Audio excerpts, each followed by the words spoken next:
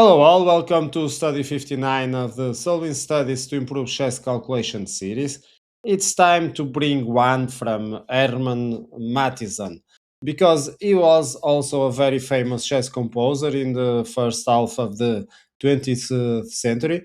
Hermann Mattison was from Latvia, and in fact, he was also a very strong player. He was the first Latvian chess championship winner.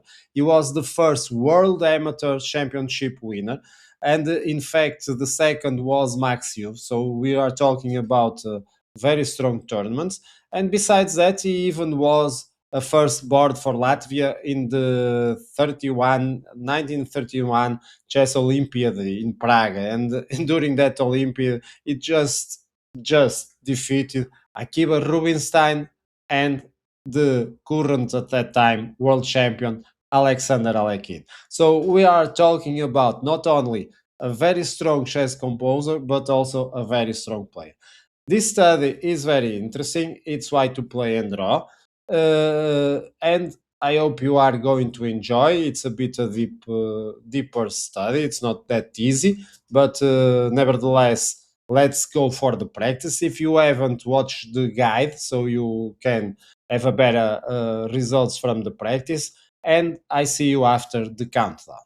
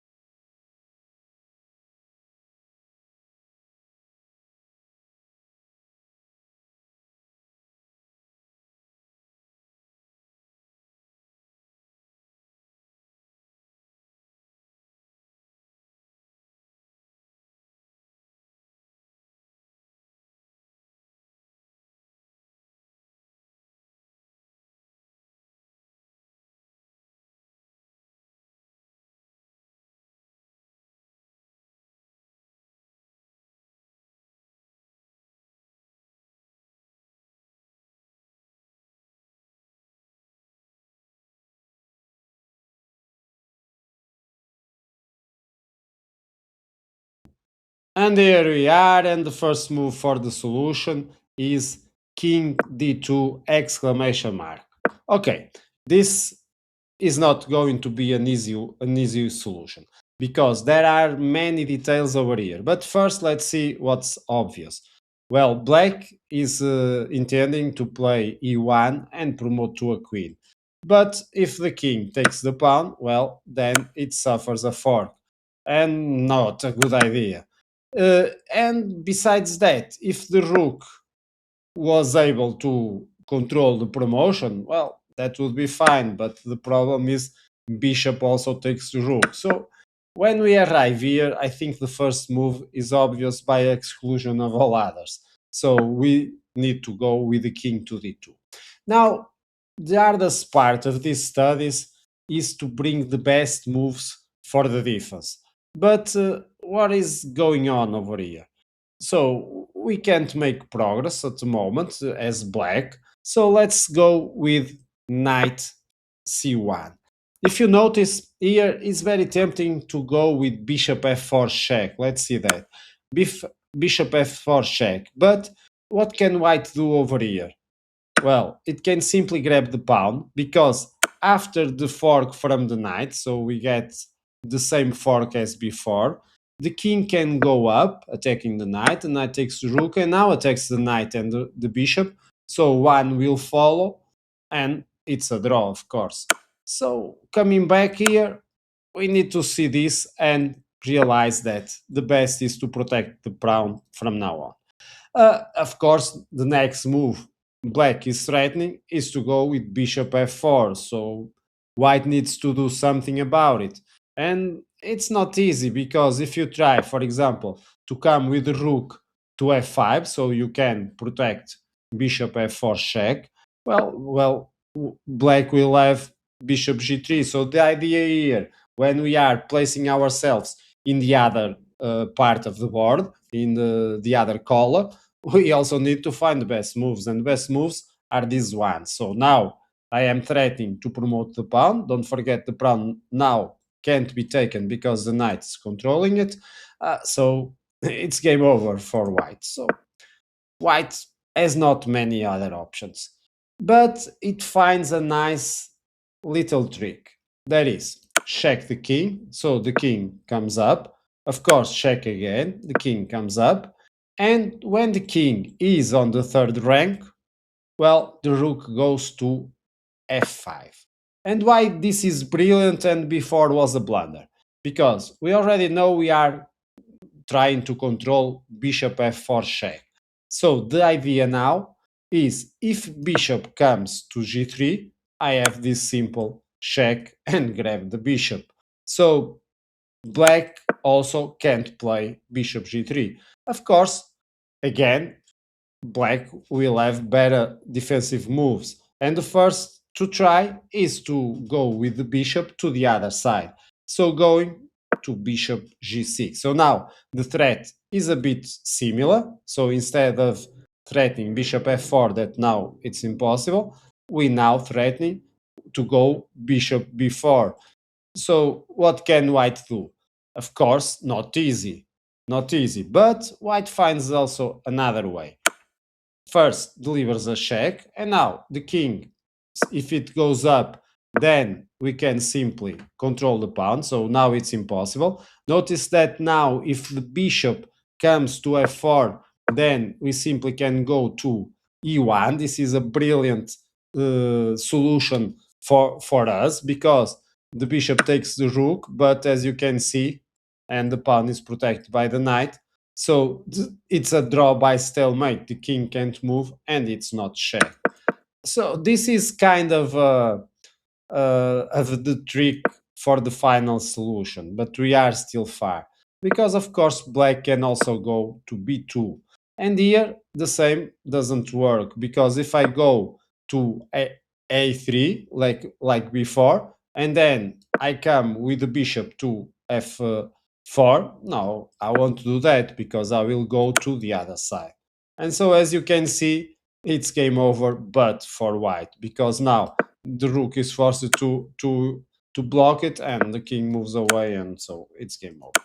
So as you see now, the threat is different. Why this before was not working? Like, for example, if I go over here and come here, well, because if now I check the king, well, the king can take the knight. So these small details make all the difference. So black comes and protect the knight.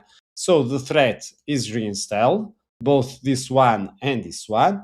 And black needs to find something, and white, sorry, needs to find something very fast. And the move, it's really hard, really, really hard, but a beauty. It is to go with the rook to f2. Why? Because now we are threatening to take the pawn, of course, and of course, black is not going to be able to go to f4 because we can simply take the bishop, but of course we have this one, and the king can go up to e3 because the pawn is pinned. Now the pawn can promote, but of course black can check the king, so this is also a bit strange, but white finds this final solution, which is to come back to d2, so no progression for black, because if black takes the rook, it's a stalemate again. The king can't move anywhere, and it's not checked. Okay, this was not so easy, maybe, to all of you. I hope you still have fun with the solution. And these practices coming from the beginning, this practice, seeing what happens step by step, is the best to improve. Hope you have enjoyed this one, and I see you with future studies. Bye bye.